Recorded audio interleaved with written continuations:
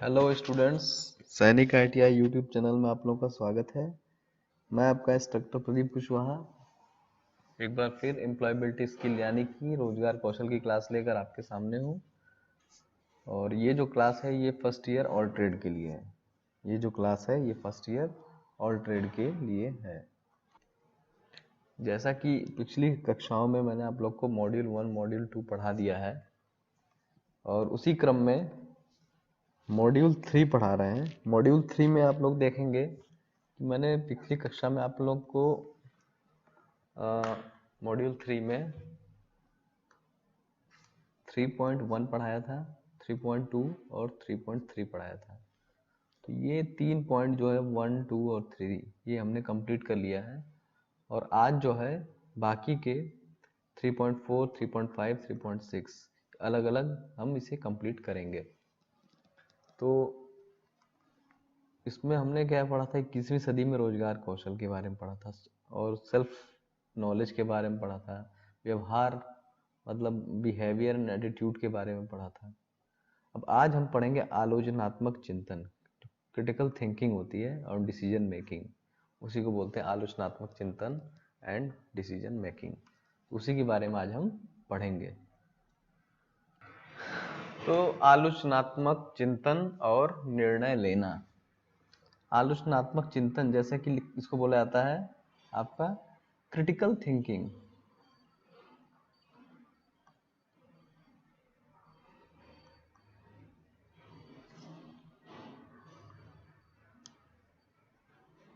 Critical thinking, आलोचनात्मक चिंतन और डिसीजन मेकिंग। आपको डिसीजन मेकिंग पता है, DECISION, डिसीजन मेकिंग। तो critical thinking and decision making ये इस चैप्टर का नाम है। अब इसमें हम क्या क्या पढ़ेंगे, क्रिटिकल थिंकिंग क्या होती है, पहले तो ये समझना होगा ना कि क्रिटिकल थिंकिंग होती क्या है। उसके बाद डिसीजन कैसे लिए जाते हैं, कोई भी निर्णय लेने के लिए उसका प्रोसीजर क्या है, और निर्णय निर्धारण डिसीजन मेकिंग का अभ्यास कैसे करें, मतलब अगर हमें बार बार वही एक ही काम करना है तो उसका अभ्यास हमें कैसे करना चाहिए। तो आपके बारे में इनमें से कौन सी बातें सही है। चैप्टर शुरू करने से पहले पहले स्व अध्ययन मतलब खुद का आकलन करना चाहिए कि हम कहाँ पर हैं, उसके बाद फिर हम चैप्टर शुरू करते हैं। तो स्व आकलन कीजिए। सबसे पहले मैं अपने जीवन में सभी समस्याओं को आसानी से हल कर सकता हूँ। तो आपका जवाब क्या है, हाँ या नहीं। तो मेरा जवाब देखिए, मैं हर समस्याओं को आसानी से सॉल्व नहीं कर सकता। जहाँ मैं अपनी बात कर रहा हूँ एक आम आदमी की, तो मैं नहीं लिखता हूँ यहाँ पे। मुझे निर्णय लेने के लिए अपने परिवार दोस्तों के साथ की जरूरत होती है। देखिए इसका हाँ नहीं में तो जवाब नहीं है, लेकिन कभी हाँ कभी ना, मतलब कुछ निर्णय मैं ले भी सकता हूँ हाँ और ना, दोनों दोनों होता है। मैं अपने आप निर्णय ले सकता हूँ, हाँ बिल्कुल ले सकता हूँ। तो इसमें क्या होता है, कभी कभी निर्णय लेने के लिए परिवार दोस्तों की जरूरत पड़ती है, लेकिन ज़्यादातर निर्णय मैं खुद ही लेता हूँ। तो पहले ये आपका हो गया अपना स्व आकलन कि आपका स्टेटस क्या है। अब आइए जानते हैं कि आलोचनात्मक चिंतन किसे कहते हैं। आलोचनात्मक चिंतन किसे कहते हैं, तो किसी समस्या को हल करने के लिए जो हमारा सोचने का एक तरीका होता है वह आलोचनात्मक चिंतन क्रिटिकल थिंकिंग कहलाता है। मतलब किसी भी समस्या को हल करने के लिए जो भी तरीका हम दिमाग में सोचते हैं तो उसे हम क्या कहेंगे, क्रिटिकल थिंकिंग। इसमें हमें यह पता लगाने में मदद मिलती है कि हमें बताई गई कोई बात सच है या नहीं। सच जाहिर सी बात है कि जब आप कोई बात सोचते हैं, क्रिटिकल थिंकिंग करते हैं, तो आपको ये पता लगाना पड़ता है कि जो हमने मुझे कोई जो डाटा दिया गया वो कितना सच है, उसमें कितनी सच्चाई है। जैसे एग्जाम्पल के तौर पे मान लीजिए कि आपके चाचा आपसे कहते हैं कि हम किताबों के बिना कभी नहीं सीख सकते। आप इसके बारे में सवाल पूछकर आलोचनात्मक चिंतन कर सकते हैं, क्या यह सच है, हम और कैसे सीख सकते हैं, क्या होता है अगर हम बिना किताबों के सीखते हैं? तो ये आलोचनात्मक चिंता है। जैसे लोग कहते हैं बिना बुक के नहीं सीखा जा सकता। जैसे इस फिगर में भी देखिए, इस फिगर में एक लड़की है, उसके अंकल उसे समझा रहे हैं कि बेटा देखो, ये बुक है ना, इसके बिना आप कभी भी पढ़ नहीं सकते, आप कुछ भी सीख नहीं सकते। लेकिन आज की डेट में क्या ऐसा पॉसिबल है? ऐसा बिना बुक के भी लोग पढ़ते हैं, ऑनलाइन पढ़ते हैं, ऑनलाइन पीडीएफ फाइल्स पढ़ते हैं। तो ऐसा नहीं है। तो इसी को हम क्या कहेंगे? आलोचनात्मक, मतलब क्रिटिकल थिंकिंग। इस तरह आप तथ्यों के आधार पर किसी भी समस्या को सुलझा जाते। इसमें क्या होता है कि मान्यताओं को हम नहीं मानते कि ऐसा होता है, ऐसा किया जाता है। आप तथ्यों के आधार पर चलते हैं, मतलब कि जन आप सच में ये बात देखते हैं कि आपके साथ ये काम करने पर ये घटना घट रही है या नहीं। तो आप करके जब देखते हैं और वो चीज़ होती है, मतलब प्रैक्टिकली वो चीज़ हो रही है, तब आप उस चीज़ पे यकीन करते हैं। तो इसी को बोलते हैं तथ्यात्मक। कोई चीज़ तथ्य है जिसका डेटा आपके सामने है। तो ऐसी प्रॉब्लम आप सुलझा सकते हैं। सबसे अच्छा तरीका यह है कि हम जो कुछ भी सुनते हैं या देखते हैं, उस पर तुरंत विश्वास ना करें। हम बातों को ध्यान में रखकर सोचें और सवाल करें। जैसे आप कुछ भी देखते हैं या समझते हैं, जैसे व्हाट्सएप पे आपने देखा होगा कि कोई फेक न्यूज़ आती है, कोई भी फेक न्यूज़ आ गई इन केस। जैसे आपने पढ़ा होगा यूएनओ ने भारत के जनगण मन को बेस्ट नेशनल एंथम का अवार्ड दिया है, आ गया व्हाट्सएप पे। अब व्हाट्सएप पे आपने ये तो देख लिया, अब आप उससे क्या है, बिना सोचे समझे आपने मान लिया कि वो सच्ची होगा, आपने दूसरों को फॉरवर्ड करना शुरू कर दिया। तो ये क्या है? ये गलत है, आपके अंदर क्रिटिकल थिंकिंग नहीं है। जैसे किसी ने कह दिया कि नेहरू जी और मोहम्मद अली जिन्ना आपस में भाई थे, तो व्हाट्सएप पे आता है। लेकिन जब आप इतिहास पढ़ोगे तब आपको समझ में आएगा कि जिन्ना कहीं और से थे, नेहरू और कहीं और से थे। बस एक प्रोपेगेंडा है, झूठा प्रोपेगेंडा है। जब किताबें आप पढ़ोगे ना, तब सच्चाई का सब पता चलेगा, सच्चाई क्या है। झूठ खबरें फैलाते हैं, झूठी बातें बोलते हैं कि जैसे एक झूठ ये भी था कि अगर गांधी जी चाहते तो भगत सिंह की फांसी रुकवा देते। व्हाट्सएप पे आता है, आता है, खूब आता है। और लोग यही जानते हैं, लेकिन उसकी उसके पीछे की सच्चाई नहीं जानते हैं। उसके पीछे की सच्चाई नहीं जानते हैं कि गांधी जी ने 3 लेटर लिखे थे अंग्रेजों को, और उस लेटर में साफ साफ लिखा था कि भाई, जब भगत सिंह ने बम फेंका था तो उससे किसी की जान नहीं गई थी, तो फांसी नहीं होनी चाहिए, तो आपसे दरखास्त है कि उनकी फांसी को टाल दिया जाए।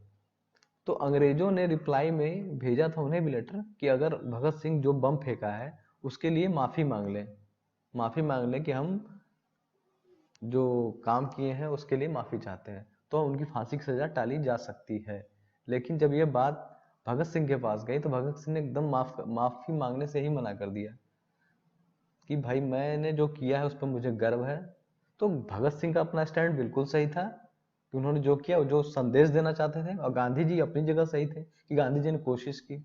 अब गांधी जी ने कोशिश की तो उसमें भगत सिंह का रोल था ना, कि अगर वो सॉरी बोलते तो उनको जान की, मतलब उन्हें फांसी नहीं होती। तो यही बात है कि उसमें गांधी जी का कहाँ से दोष आ गया? गांधी जी ने तो प्रयास किया, अब भगत सिंह ने उस प्रयास में अपना सहयोग नहीं किया, तो उसमें गांधी जी का दोष नहीं माना जाएगा। गांधी जी ने बोला, अंग्रेजों ने शर्त रखी कि वो माफी मांग ले तो हम छोड़ देंगे, लेकिन उन्होंने माफी नहीं मांगी। उसी प्रकार अब समाज में क्या फैल गया कि गांधी जी दोषी हैं। तो गांधी जी दोषी कैसे हुए? तो गांधी जी के बारे में इतनी गलत अफवाह है कि भारत पाकिस्तान का बंटवारा गांधी जी की वजह से हुआ, ये भी एक झूठ है। कि जबकि भारत और पाकिस्तान का बंटवारा एक ऐसी सिचुएशन थी, ऐसी स्थिति परिस्थिति थी कि उसके उसके बिना कोई दूसरा उपाय ही नहीं था। अगर वो काम वहां पर उस समय नहीं किया गया होता तो भारत में दंगे और भी ज्यादा भड़क सकते थे। उन दंगों को रोकने के लिए तत्काल इस प्रकार का डिसीजन लेना पड़ा। उस समय हम थे नहीं, हम जानते हैं कि उस समय की जो सिचुएशन रही होगी, क्या हालात रहे होंगे, तो ऐसे डिसीजंस लेने पड़ते हैं। बांग्लादेश पाकिस्तान से नहीं अलग हुआ, कोई भी देश अलग होता ही है जब कोई परिस्थिति बनती है। तो यहाँ पर हम आपसे यही कहेंगे कि क्रिटिकल थिंकिंग मतलब यही होता है कि आप बिना सोचे समझे किसी तर्क पर भरोसा कर लेते हैं, किसी भी तर्क पर। तो मैं आपसे यही आपसे भी यही बात कहूंगा कि जब भी कोई आप पर किसी भी प्रकार की कोई जानकारी हासिल होती है तो उस हासिल जानकारी को एक बार टटोलना चाहिए कि वो कितनी सच है, क्या वो सच है भी कि नहीं। अब व्हाट्सएप पे जिसने भेजा है वो कहाँ से आया है, किसने भेजा है, किसने बनाया है, कौन जानता है। हो सकता है वो एक भड़काऊ पोस्ट हो। तो एक बार गूगल पे जाके सर्च कीजिए, किताबों में सर्च कीजिए। गूगल पे जाएंगे तो तुरंत आपको फैक्ट का पता चल जाएगा कि फैक्ट असली चीज क्या है। तो गूगल पे जाके सर्च कीजिए। तो जब आप मेहनत ही नहीं करना चाहते और तथ्यों पर डिसीजन लेंगे तो आप एक क्या है, आप इसका मतलब आपके अंदर क्रिटिकल थिंकिंग नहीं है। तो क्रिटिकल थिंकर बनने के लिए फैक्ट्स को, मतलब डाटा को, किसी भी जानकारी को समझना होता है, जानना होता है, आगे पीछे टटोलना होता है, तब जाके आप डिसीजन लेते हैं कि हाँ ये सही है, ये गलत है। आइए एक उदाहरण और देखते हैं। मान लीजिए कि आप एक मैकेनिक हैं और एक ग्राहक ने सड़क के बीचों बीच खराब हुई उसकी कार को ठीक करने के लिए आपको बुलाया है। इस समस्या के समाधान के लिए आप इनमें से कौन सी चीज अपने साथ लेकर जाएंगे? उपलब्ध जानकारी को समझने, हल ढूंढने और किसी नतीजे पर पहुंचने की प्रक्रिया को क्रिटिकल थिंकिंग कहते हैं। अब देखिए, अब मान लीजिए किसी की सड़क बीच में खराब हो गई है। अब उसने फोन किया कि भाई सड़क गाड़ी मेरी खराब हो गई है। तो उस समस्या के समाधान के लिए आप कौन कौन सी चीज अपने साथ लेकर जाएंगे? तो क्या आप तुरंत अपने साथ लेके जाएंगे? नहीं। आप पहले उस जो भी गाड़ी खराब हुई है, आप उससे थोड़ी जानकारी लेंगे कि किस तरीके से गाड़ी खराब हुई है। तो एक आइडिया लगेगा आपको कि हाँ हो सकता है किस वजह से गाड़ी खराब हुई है। उसने बोला गाड़ी खराब है और आपने चल दिए, तो आपको कैसे पता चलेगा किस टाइप से गाड़ी खराब है? क्या पता टायर में खराबी है, इंजन की खराबी है। खराबी तो कहीं भी हो सकती है। तो एटलीस्ट गाड़ी चलाने वाले को इतना तो पता ही होता है कि खराबी किस जगह पर है, मतलब किस पार्ट में है, मतलब किस हिस्से में से खराबी आ रही है। तो उसने बता दिया इंजन में खराबी, तो इंजन में अगर खराबी है तो इंजन के हिसाब से सारे टूल्स लेकर जाएगा।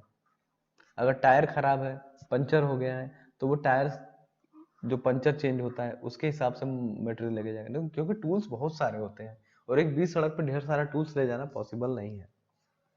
तो ऐसी सिचुएशन में क्या करेगा? वो पहले सोचेगा, समझेगा, डेटा को एनालाइज करेगा। गाड़ी खराब हुई, क्या क्या दिक्कतें हैं, अच्छा इंजन संबंधी दिक्कत हो तो मुझे इस टूल्स की आवश्यकता पड़ेगी। ठीक है। और फिर फाइनली एक टो कार भी अपने साथ लेकर जाएगा। इन केस अगर वो वहां पर नहीं बना पाता है तो गाड़ी को बांध कर उसको अपने साथ अपने गैराज ले आएगा, और वहां बन सकती तो वहीं पर बना देगा। तो दो ऑप्शन है, दोनों लेकर वो वहां पर पहुंचेगा। आपके अनुसार आलोचनात्मक चिंतन की जरूरत क्यों है? आप बताइए। अभी मैंने आपको डिस्कशन किया है कि आलोचनात्मक चिंतन की जरूरत क्यों है। तो देखो, सही नतीजे पर सही नतीजे पर नतीजे पर पहुंचने के लिए आलोचनात्मक आलोचनात्मक मतलब क्रिटिकल थिंकिंग जरूरी है, सही नतीजे पर पहुंचने के लिए। ठीक है। सही नतीजे पे पहुंचने के लिए, सत्य जानने के लिए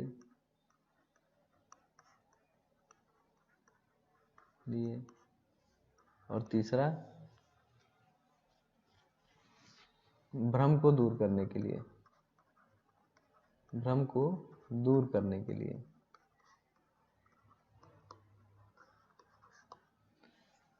तो क्रिटिकल थिंकिंग से ये सब चीजें हम दूर कर सकते हैं। अपना ज्ञान जो बढ़ेगा बढ़ेगा, वो तो बढ़ेगा ही। तो चलिए आगे चलते हैं। तो आज आइए निर्णय लेने यानी कि डिसीजन मेकिंग की प्रक्रिया के बारे में सीखते हैं। तो ऊपर देखिए, आपने ये क्रिटिकल थिंकिंग के बारे में पढ़ लिया। क्रिटिकल थिंकिंग मतलब सेम यही है कि किसी को जानो, समझो, टटोलो, तब विश्वास करो कि ये सही है, ये गलत है। किसी किसी बात को इसलिए मत मान लो कि वो पहले से चली आ रही है, किसी ने ऐसा कहा है, या ये तो परंपरा चली आ रही है। नहीं, जो तर्क पूर्ण व्यक्ति होता है, जिसको क्रिटिकल थिंकिंग रखता है, वो व्यक्ति क्वेश्चन करता है, सवाल करता है, ऐसा क्यों है।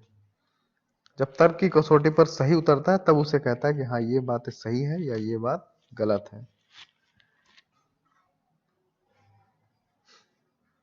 तो क्रिटिकल थिंकिंग आप समझ गए हो।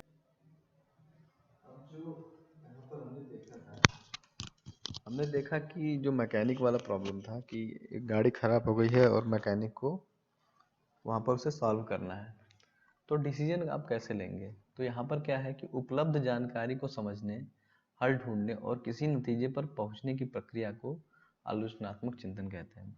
अब यहाँ पर देखिए कि आपने क्या किया है,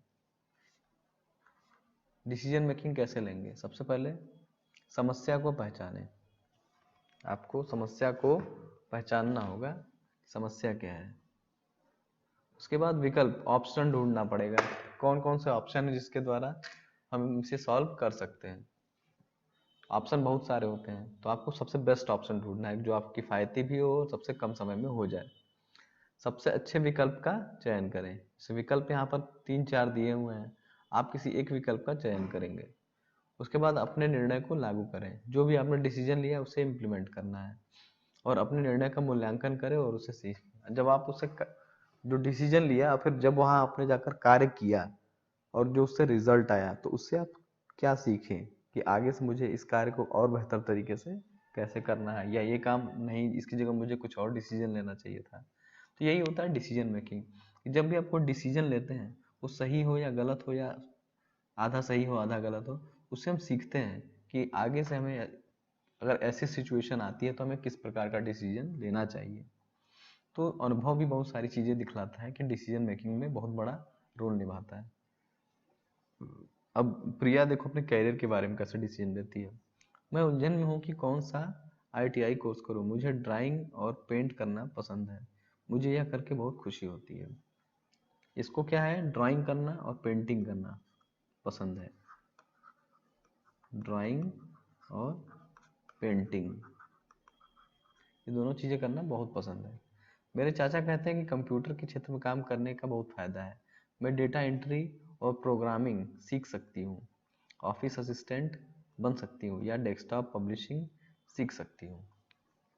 अब इसके पास यहाँ पर देखो 2 ऑप्शन आ गए, एक ये ऑप्शन आ गया और एक ये ऑप्शन आ गया। अभी कंफ्यूज हो रही है, इसका लगाव इस तरफ है लेकिन लोग कह रहे हैं कि स्कोप इधर है।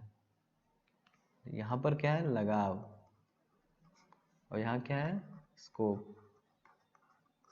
तो अब वो किसकी तरफ जाए ये उससे समझ में नहीं आ रहा, इसलिए वो उलझन में है।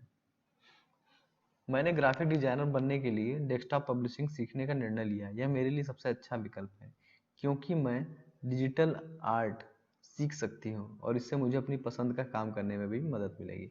अब तो इसने देखो क्या दिखा कि उसने ये डिसाइड किया कि इस काम में जो काम नंबर 1 मान लीजिए और काम नंबर 2, तो इस काम में ये वाला काम नहीं कर सकती लेकिन इस काम में ये वाला काम वो कर सकती है। कंप्यूटर में भी ड्राइंग का काम होता है, कंप्यूटर में भी आप पेंटिंग वर्क, ग्राफिक डिजाइनिंग, ये सारी चीज़ें कर सकते हैं। तो उसने क्या किया कि कंप्यूटर ले लिया ताकि वो एक तीर से 2 शिकार, मतलब कंप्यूटर भी सीख जाएगी और जो उसका जो इंटरेस्ट है वो भी, उसे पैशन भी जो है वो फॉलो कर सकती है। तो उसने एक बहुत अच्छा डिसीजन लिया।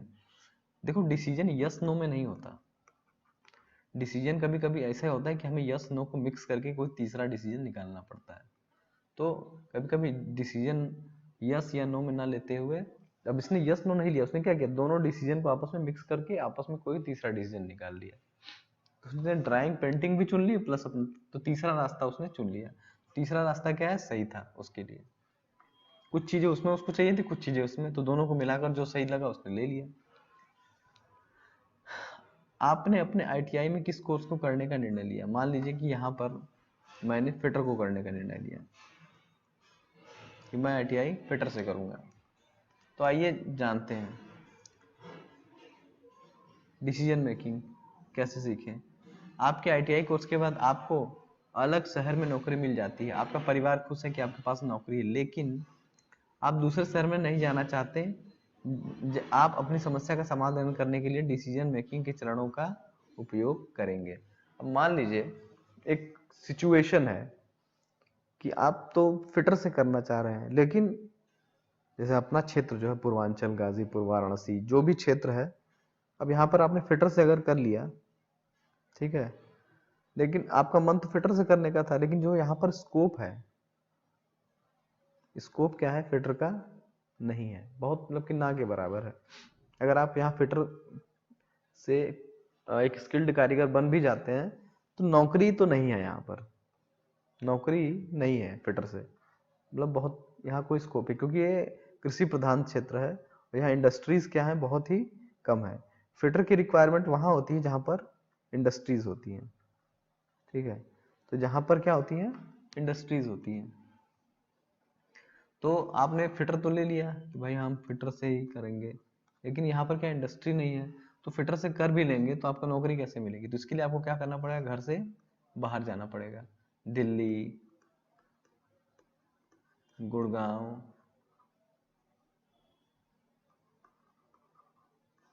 दिल्ली हो गया, गुड़गांव हो गया, नोएडा, गाजियाबाद, ऐसे ही जगह लोग जाते हैं। यहाँ पर क्या है, बहुत ज़्यादा स्कोप है फिटर का, क्योंकि यहाँ पर इंडस्ट्रीज बहुत ज़्यादा हैं। आप यहाँ इसके अलावा अगर दूसरी जगह जाना चाहते हैं तो सूरत, मुंबई, ऐसी जगहों पर भी लोग जाते हैं। तो क्या होगा कि आपको अपना घर छोड़कर दूर जाना पड़ेगा, अपने परिवार को छोड़ के दूर। और आईटीआई एक ऐसी, मतलब इतना बहुत उतनी बेहतरीन सैलरी आपको नहीं मिलेगी शुरुआत में कि आप जाकर अपने पति पत्नी और बच्चों के साथ दूर जाकर रह सकें, क्योंकि आईटीआई में जो सैलरी जो आपको मिलेगी उसमें आप अपने पूरे परिवार का भरण पोषण नहीं कर पाएंगे। शुरुआत के कुछ सालों तक, 5-6 सालों तक आपको खुद अकेले रहकर अपनी इनकम को बढ़ाना पड़ता है। तो ये एक प्रॉब्लम है। तो इसका सोल्यूशन क्या है? सोल्यूशन ये है कि अगर आपको डिसीजन लेना है तो डिसीजन देखिए दो तरीके से ले सकते हैं, अलग अलग व्यक्ति पे अलग अलग डिसीजन लागू होता है।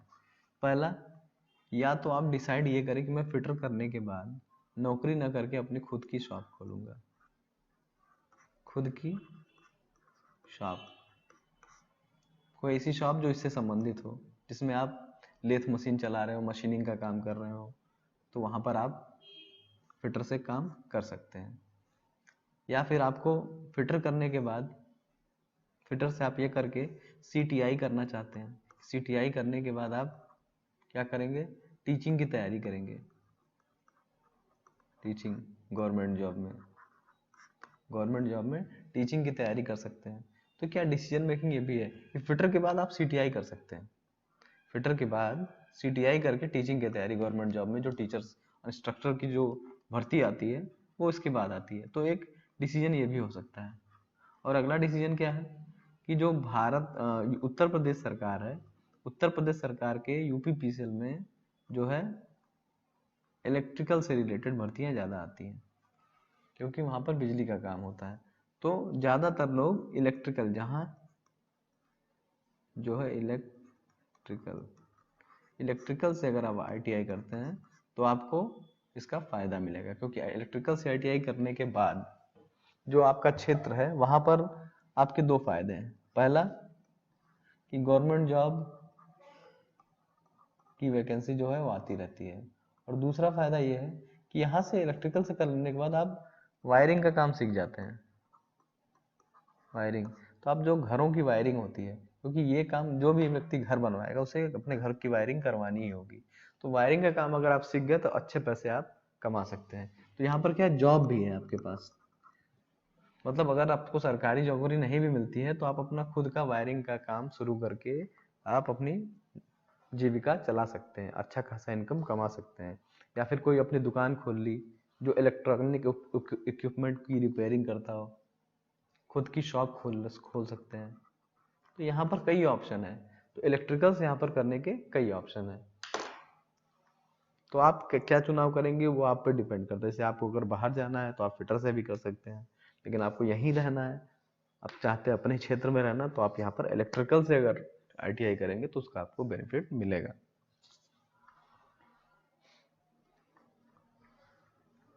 तो आगे चलते हैं। इतना समझ में आ गया होगा आपको लोगों को कि मैं किस एंगल से आपको समझाने की कोशिश कर रहा हूँ। अब डिसीजन मेकिंग सीखें। आपके आईटीआई कोर्स के बाद आपको अलग शहर में नौकरी मिल जाती है, परिवार खुश है जैसा मैंने आपको बताया, लेकिन आप दूसरे शहर नहीं जाना चाहते हैं। तो जैसा अभी तक मैंने आपको बताया, दूसरे शहर नहीं जाना चाहते तो इसके लिए आप क्या कर सकते हैं कि उस तरीके का ब्रांच चुनिए। समस्या क्या है? समस्या ये है, समस्या को पहचाने की यहाँ समस्या क्या है, यहाँ पर इंडस्ट्रीज नहीं है, इंडस्ट्री नहीं है, ये यहाँ की समस्या है कि नहीं है? अगर इंडस्ट्री होती तो जॉब भी होती, इंडस्ट्री नहीं है तो जॉब भी नहीं है, ये प्रॉब्लम है। तो आपके पास क्या क्या विकल्प है? विकल्प मेरे पास ये है कि मैं इलेक्ट्रीशियन से ITI कर सकता हूँ। क्यों कर सकता हूँ? क्योंकि अच्छा विकल्प कौन सा है? इलेक्ट्रीशियन है।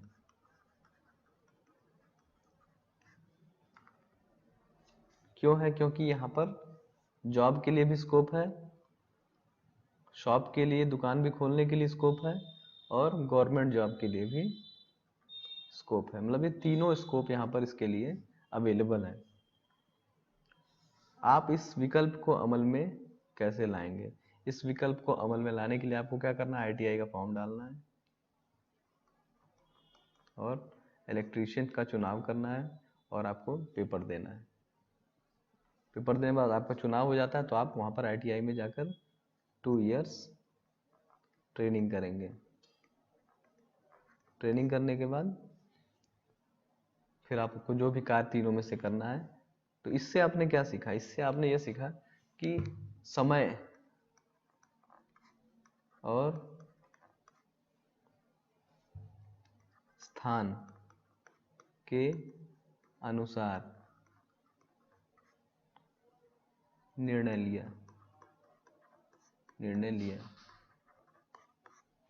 आप फिटर भी कर सकते थे, लेकिन फिटर से नहीं कर सकते। फिटर से करते हैं तो आपकी जो डिग्री है वहाँ पर काम में नहीं आएगी।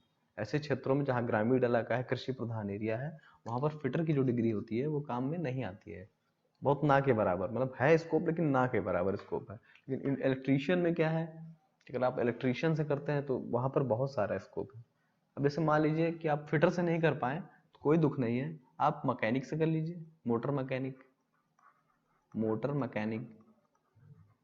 MEC मोटर मैकेनिक से कर सकते हैं, कोपा से कर सकते हैं। ये सब सभी का स्कोप है। मोटर मैकेनिक से अगर आप करते हैं तो मोटर मैकेनिक में क्या होता है कि आप इंजन का मैकेनिक, आप किसी भी ट्रैक्टर को, डीजल इंजन को, पेट्रोल इंजन को खोलकर उसको असेंबल कर सकते हैं। तो ये इतना बड़ा ये बहुत ही बड़ी महारत होती है, किसी की गाड़ी का इंजन खोलकर उसे बनाना। अगर ये आप सीख जाते हैं तो आपके पास बहुत बड़ी जॉब अपॉर्चुनिटी है। मतलब कोई भी आपको हाथों हाथ अपने गैराज में एज ए मैकेनिक रख लेगा और अच्छी खासी तनख्वाह देगा।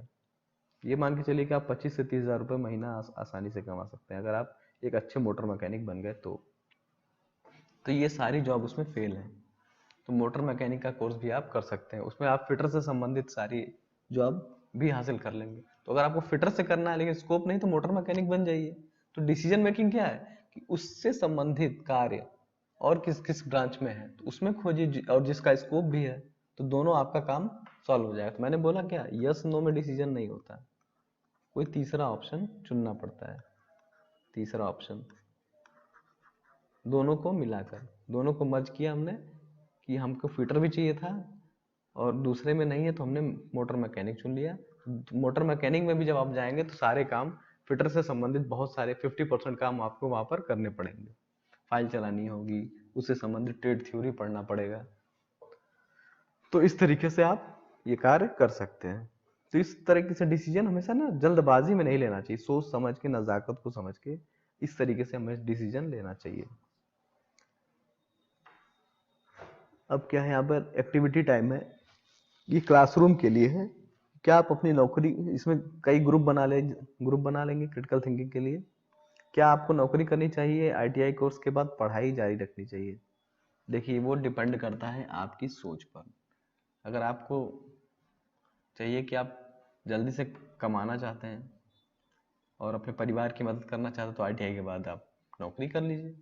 अगर नहीं, आपको लगता है कि नहीं मुझे भी और आगे जाना है, मुझे अच्छी सैलरी पे जॉब करनी है या कुछ अच्छी गवर्नमेंट जॉब प्राप्त करनी है, तो आप क्या करेंगे उसके बाद? ITI के बाद क्या करेंगे? CTI कर लेंगे या डिप्लोमा करने चले जाएंगे।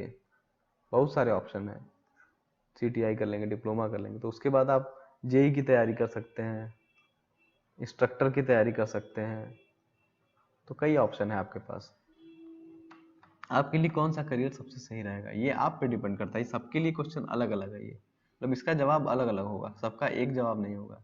तो किसी के लिए इलेक्ट्रीशियन सही होगा, किसी के लिए फिटर सही होगा, किसी के लिए कोपा सही होगा, तो किसी के लिए कुछ भी सही हो सकता है।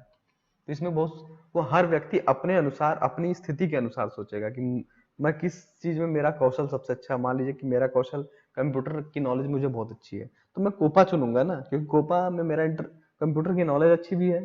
तो मैं जब कोपा में जाऊंगा तो वहां पर अच्छा कार्य करूंगा, तो मैं उससे संबंधित कोई भी कार्य आगे जाके फ्यूचर में कर सकता हूँ। मैं अपना जन सेवा केंद्र खोल सकता हूँ, मैं बहुत सारे प्रोग्रामिंग लैंग्वेजेस सीख सकता हूँ, किसी भी इंडस्ट्री में जॉब कर सकता हूँ। तो बहुत सारे ऑप्शन है मेरे लिए। उसके बाद आप एक नई जॉब पर जाना शुरू किया है और पहले ही हफ्ते में आपको लगता है कि आपको कामकाज में मजा नहीं आ रहा है, तो आप क्या करेंगे? देखिए, ये जो मेरा अनुभव कहता है, इसके लिए क्या करना चाहिए। किसी भी काम में जब शुरू शुरू में आदमी जाता है ना, तो उसे सब कुछ पता नहीं होता। स्टार्टिंग में क्या होता है, उसे सब कुछ पता नहीं होता है, तो हर चीज बोरिंग लगती है कि यार कहाँ आके फंस गए हैं, इससे अच्छा तो घर ही पर थे, जैसा भी है। लेकिन थोड़ा सा आपको समय देना चाहिए। ऐसी सिचुएशन पता है आपको क्या करना चाहिए कि मैं थोड़ा सा डिफिकल्ट वर्क है, क्योंकि नई जगह होती है, आपको उस जगह को अपनाना चाहिए। उस जगह को अपनाइए और वहां पर जो भी है वहां पर सीखने की कोशिश कीजिए, सीखने की कोशिश कीजिए और समय दीजिए, समय दीजिए।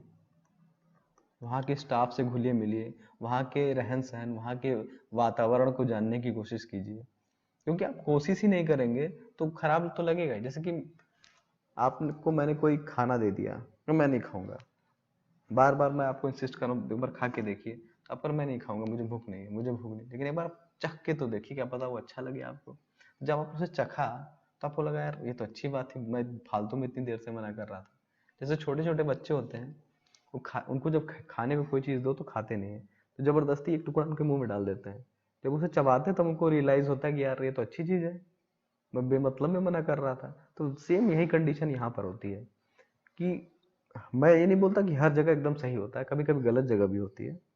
लेकिन ज्यादातर लोग जो होते हैं वो शुरुआत में इसलिए चले जाते हैं क्योंकि उनको, क्योंकि ये ह्यूमन नेचर है कि वो परिवर्तन को जल्दी स्वीकार नहीं करता।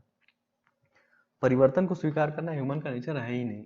इसीलिए जब आप कहीं जाएं तो वहां पर थोड़ा समय दें, कम से कम 1 महीना, कम से कम आपको उस अपने आप को समय दें। 1 डेढ़ महीना आप समय देंगे ना, तो धीरे धीरे आपको लगेगा जो समस्या थी वो धीरे धीरे सॉल्व होती जा रही है। जो समस्या है, जैसे कि मैं आपको एग्जांपल दूं कि मैं यहाँ पर जो मैंने ITI ज्वाइन की है, मेरे घर से लगभग 10 किलोमीटर दूर है। तो जो मेरा फर्स्ट पहले दिन जो मेरा प्रायोरिटी था कि मैं घर के अपने नियर बाई 5 किलोमीटर की रेंज में कोई जॉब खोज लूँ, लेकिन नहीं मिली। लेकिन जब मैं धीरे धीरे धीरे यहाँ आने लगा तो चीज़ों में सुधार होने लगा। पहले दिन लगा कि बहुत दूर है, नहीं आना चाहिए था जो है ऑप्शन। लेकिन धीरे धीरे जब मैं डेली आने लगा तो वो चीज़ मुझे आसान लगने लगी, लगता है कि तो कुछ है ही नहीं, बहुत बहुत पास है। तो इसीलिए कोई भी किसी भी काम में डिसीजन जल्दबाजी में नहीं लेना चाहिए, सोच समझ के थोड़ा समय देना चाहिए। समय देंगे, वहाँ सीखने की कोशिश करेंगे तो आपको वहाँ पर अच्छा लगने लगेगा। फिर आप डिसाइड कीजिए कि आपको वहाँ रहना है कि नहीं रहना है। तो आज हमने क्या क्या सीखा? किसी बात को पूरी तरह से समझने के लिए तर्क, लॉजिक का उपयोग करने वाली प्रक्रिया को क्रिटिकल थिंकिंग कहते हैं। एकदम सही बात है। निर्णय निर्धारण, डिसीजन मेकिंग दो या दो से अधिक विकल्पों में से किसी एक को चुनने की प्रक्रिया है। डिसीजन मेकिंग के लिए 5 तार्किक लॉजिक चरण का इस्तेमाल, समस्या को पहचानना, विकल्प ढूंढना, सही विकल्प का चयन करना, अपना निर्णय लागू करना और अपने निर्णय से सीखना। तो ये सबसे बड़ी बात इसमें है। तो मुझे लगता है कि आप लोग समझ गए होंगे कि डिसीजन मेकिंग एक्चुअल में होती क्या है। डिसीजन मेकिंग वही है कि आप मान्यताओं को ना मानते हुए, किसी ने क्या कहा था, आप डेटा जो सामने आपके हो रहा है, जो चीज तर्क है, जो डेटा है, क्या हम वास्तव में वैसा हो रहा है, तो जो वास्तविकता है उसके आधार पर आप डिसीजन लें कि क्या सही है क्या गलत है। तो आई होप आपकी आज की क्लास भी आपको पसंद आई होगी। ऐसे ही बातचीत करेंगे, डिस्कशन करते करते ऐसे ही चैप्टर सारे हम पढ़ाते रहेंगे आपको। आपको लगेगा ये चुटकियों में सारी चीजें सॉल्व होती जा रही हैं। तो अगर वीडियो आपको पसंद आ रहा है तो इसको लाइक कीजिए, सब्सक्राइब कीजिए और शेयर कीजिए।